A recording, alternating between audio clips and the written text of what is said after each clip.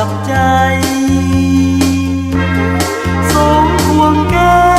มเบ่งบานเหมือนดวงดอกไม้หน้าฮักไทยหน้าเสยสมดมแก้มนั้นได้แต่คิดคำควรลำพันโอ้จอมขวัญเจ้าสร้างงามงามทั้งน้ำใจน้องก็งามเหมือนเอ้ยงามบ่มีผิดได้แต่คิดโอ้จะตัดสินใจสองน้องเอ้ยสร้างงามงามคู่กันไปฮักเอ้ยใหญ่ยังนางน้องผู้โสภาอุกใจนักเมื่อฮักมีปัญหายากนักหนา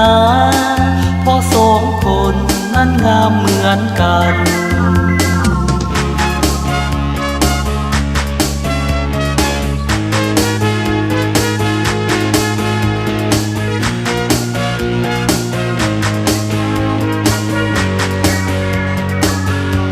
จะหักใคร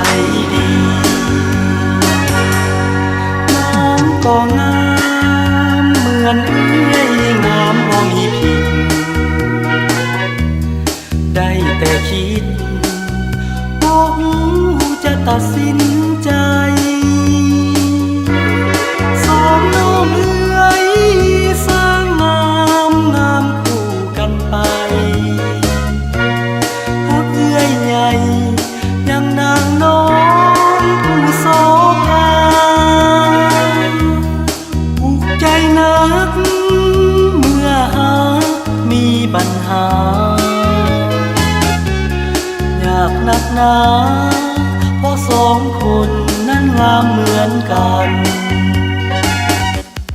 เอ้ยก็งาม